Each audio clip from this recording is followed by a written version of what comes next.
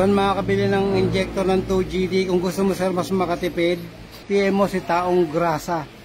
Ayan, kung gusto mo mas makakatipid ka, meron niyang surplus at saka pwede yan i-overhaul.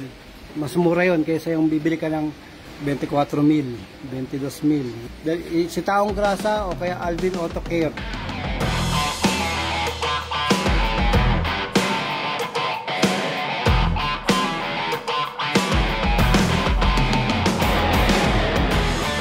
Meron po yung FB page. Yan, pwede nyo ipalalamove sa kanya. Kung nasa o pa LBC, gagawin niya, kasi babalik niya sa inyo. I-document niya, pakapakita niya yung kung paano yung bumubuga na ng maayos. Yan, kung ano yung problema niya, kung malakas ang backleak. Yan, lumalakas ang backleak kapag hindi makapagbuga ng maayos yung masikip na daanan ng nozzle tip.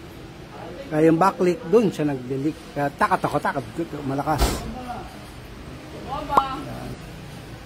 Manaking na po. Lakas ng tunog, yes. Tama yan. Basta't manaking na yan, barado yan sir. O kaya, sobrang lakas niya na magbuhos ng krudo. Malakas makapagpaano yan, bengkong ng connecting rod. Yan. Nakaranas na kami yan sa Ford Ranger. Pumapalya. Nagpapalya. Kala mo misfire. Nagpalit na ng mga injector, ganun pa rin.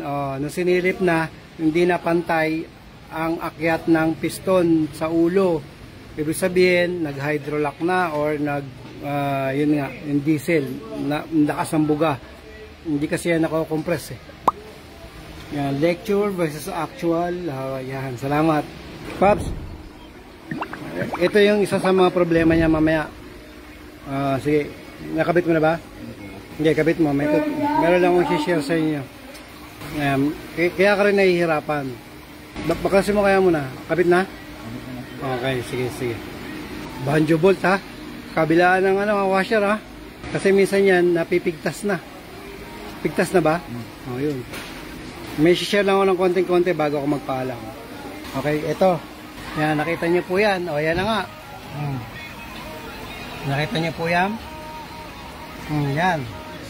Ito po yung positive na linya para sa heater plug. Nakadikit ka na dito, Pops. Dapat yan, Pops. Ilayo mo yan. Ayan. Happy? Okay, yan. Parang hindi dumikit. Kasi pag dumikit yan, mamaya pag-start mo, usok yan. Okay? Kasi positive yan. Okay. Yun lang, gano'n lang naman ang may share namin sa inyo.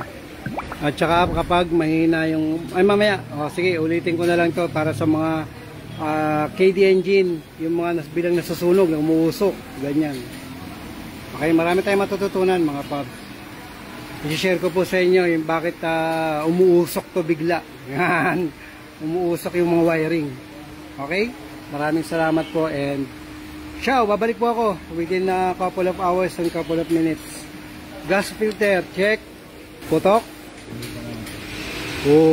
Sige nga. Okay, bunot. Ang ganda na yung sigurado dito. Ito lang. O nga. Okay.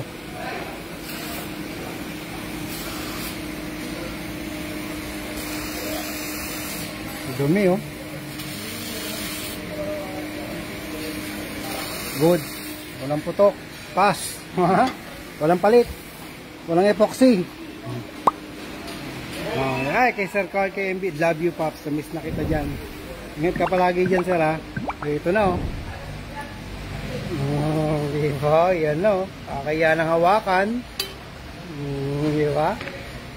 Parang bago. Go ahead. No?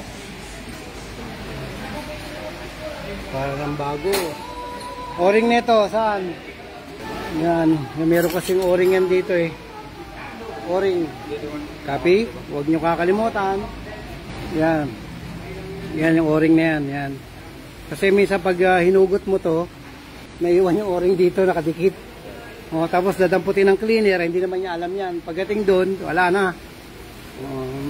Butas na. Okay? So, yan lang mga paps. Maraming salamat. And, ciao! See you ulit. Mga paps, kung bago lang kayo sa channel namin, mag-subscribe lang kayo sa Master Garage.